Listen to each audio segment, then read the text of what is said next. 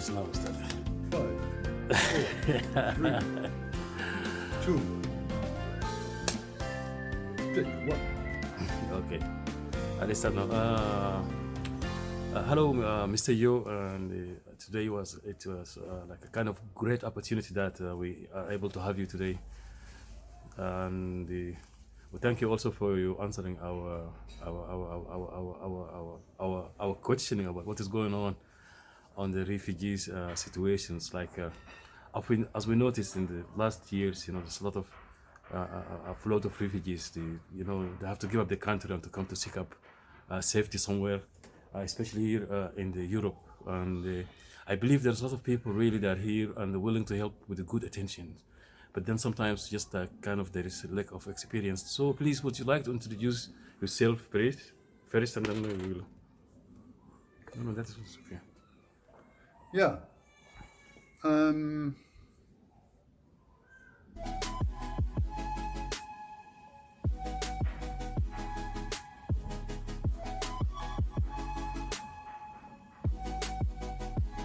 I remember Umar Berete, who was telling students about we are here and about being a refugee without papers in Holland. It was some years ago. And he always started by saying that human beings are usually born with 2 legs. And that's of course where we have to start if we talk about migration. If you see that a baby, as soon as it can, about 1 year, it starts talking and it starts walking. That's migration already,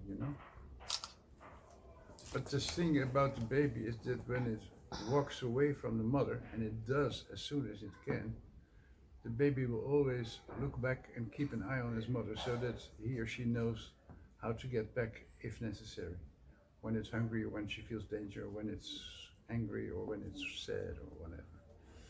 This is what a migrant cannot do, because migration is 2 things. It's liberation, going out, adventure, new freedom, new life, but it's also separation. It's also separation from your home. For of course, something from your mother. Yeah, from your childhood. Painful. It's painful. You're right. And there's something that people tend to forget, because we only see what's coming in the West. We see only what's coming to us. Yeah. And we don't see what you leave behind. You're right. That's the beginning of the misunderstanding. You're right. That means, there is still some things we need to learn about each other, to better help, to learn how to help each other better in what we are busy with. But do you think sometimes the refugees need kind of sympathy more than the real problem to be checked out? Like, for example, we have learned today there is a lot of kind of migrants or refugees today in Europe for different reasons: economic reason, financial reason, war reason, climate change reason, disasters, natural disasters reason. But then I think if we need to do something with that, then first we need to learn how to be able to mingle into that situation and to work with it until to save it out. But sometimes when we come with our emotional, then things will go not right. So what do you think, and which way that you think is better way to help the migrants or the refugees in the need? Well, as you know, the foundation I started some time ago together with Papa Sako, the artist from Senegal, who I know since and because of the Schiphol fire. We started this organization called M2M. M2M is Migrants to Migrants. So in a sense, I decided in a way that me as a Dutch white guy, and for instance Sako, who is a black guy from Senegal, what connects us is that we meet. Through circumstances we meet, and we try to understand each other, which is difficult because his life and his experience is far different from mine. But I'm also that baby that was walking away from his mother. And I always try to come back. And we know it's not possible because your mother cannot be replaced. Yeah. And that's part of what you say, maybe the emotion. That a woman who finds a boy who is in misery without documents and on the street, it can be the beginning of a relation. Migrant to migrant means two persons. It's two beings, persons, you know, yeah. and they. It's interaction, Yeah. basically, and it's communication. On the vier ogen. Okay. And what I want to say is, Yeah. in answer to your question about the emotion, there is often a first shock if you encounter something or somebody who is in a completely different and even more difficult situation than you are yourself. And then I think it may be part of the Western makeup that you want to do something, you want to help something, you want to change the situation. And that's not bad, but it's not good enough. Yeah, it's not good enough. But you mean, like, for example, if I ask you, if I am European citizen, for example, if I'm original European, I have nothing to do with migration or asylum or nothing, just somebody like you, and I want to help, for example, refugees. What you would like to advise me to do? Because like I see there is a lot of effort on the refugees' name, especially on social media, but there is kind of less result than what we used to talk about it always. And that I think that, according to me, as a refugee also with experience on that topic, I believe all this effort, if they're put together on one plate, they will be more stronger. So what do you think as a supporter, for example? Do the refugees, they need a place just only to sleep and to eat? They only need clothes, for example, or just they only need money, or they need safety? That it should be done. Because it's not about only a place where you can sleep and you can eat. And there's a lot of related things to they need to be fixed. Your asylum procedure, how you can work here, how you can stay here free as everyone. Like as I mentioned before, there is a lot of reason of people being flee and give up the country. So I think, what do you think? People should to work on the reason that makes people give up the country, on just sympathizing with them, shelter, eat, food, and for years. Well, if you meet an individual refugee in the street or in a bar or in a football stadium or wherever you go, it's just a meeting between two persons. Yes. And it's not like you could say, I'm a native and you are the migrant, and that defines our relation. Yeah. If you let your relation be defined by such categories, you already lose from the start. So on the individual level, if you want to help somebody, you should understand who or he or she is. And that means that you have to leave behind some of the images you bear in your mind that maybe derive from your history or from your position in society. And you may have many assumptions about people from Sudan or people from Ethiopia. They are such and such, and mostly they are not.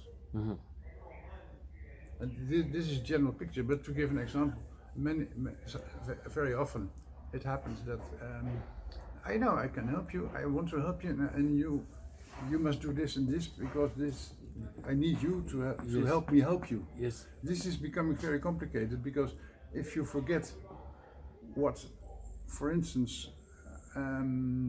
the other thinks or has experienced or can do or maybe doesn't want to do for some reason, if you don't try to find out, you will never establish a relation that will lead to something more positive than just a handout. You're right. Than just a charity or just a moment of. But then also in this case, just I would like, sort of interrupting you. Just in this case also, I would like also to put light on, because sometimes a human being always like to judge.